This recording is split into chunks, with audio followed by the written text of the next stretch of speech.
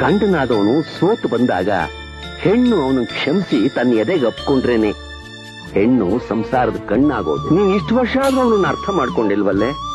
ನೋಡು, ತನ್ನ ಸರ್ವಸ್ವನೆಲ್ಲ ನಿನಗ್ ಧಾರೆ ಎರ್ದಿದ ಅಲ್ವೇ? ನೀನ್ ಗಂಡ ಬಿಟ್ಟವಳಾಗಿ ಇನ್ನೊಬ್ಬನ ಜೊತೆ ಸಂಸಾರ ಮಾಡ್ಕೊಂಡಿರ್ಬಲ್ಯಾ? ಗಂಡ ಕಟ್ಟಿದ ತಾಳಿ ಕಿತ್ತಾಕಿ ಇನ್ಯಾವನೊಬ್ಬ ಕಟ್ಟಿದ ತಾಳಿ ಕಟ್ಕೊಂಡು ನೆಮ್ಮದಿಯಾಗಿರ್ಬಲ್ಯಾ? ತಪ್ಪು ಒಬ್ಬರಿಂದ ನಡೆದಿಲ್ಲ, ತಪ್ಪು ಇಬ್ಬರಿಂಗೂ ನಡೆದಿದೆ. ಎರಡು ಕೈ ಸೇರಿದ್ರೆ ಚಪ್ಪಾಳೆ. ಆದ್ರೆ ಅವನು ತನ್ನ ತಪ್ಪನ್ನು ಒಪ್ಕೊಂಡು ದೊಡ್ಡವನಾಗೋದ? ನೀನ್ ಮಾತ್ರ ಒಪ್ಕೊಳ್ದೆ ಇನ್ನು ಹಾಗೇ ಇದೀಯ.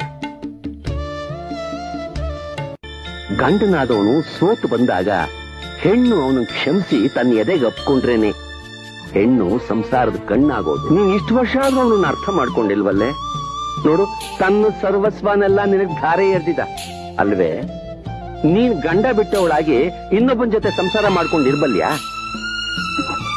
ಗಂಡ ಕಟ್ಟಿದ ತಾಳಿ ಕಿತ್ತಾಕಿ ಇನ್ಯಾವನೊಬ್ಬ ಕಟ್ಟಿದ ತಾಳಿ ಕಟ್ಕೊಂಡು ನೆಮ್ಮದಿಯಾಗಿರ್ಬಲ್ಯಾ?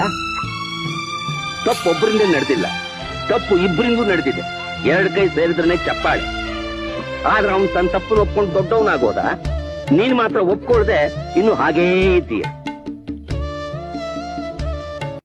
ಗಂಡನಾದವನು ಸೋತು ಬಂದಾಗ ಹೆಣ್ಣು ಅವನು ಕ್ಷಮಿಸಿ ತನ್ನ ಎದೆಗೆ ಅಪ್ಕೊಂಡ್ರೇನೆ ಹೆಣ್ಣು ಸಂಸಾರದ ಕಣ್ಣಾಗೋದು. ನೀನ್ ಇಷ್ಟು ವರ್ಷ ಆದ್ರೂ ಅವನನ್ನ ಅರ್ಥ ಮಾಡ್ಕೊಂಡಿಲ್ವಲ್ಲೇ?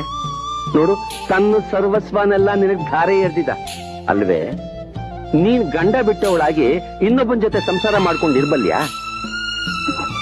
ಗಂಡ ಕಟ್ಟಿದ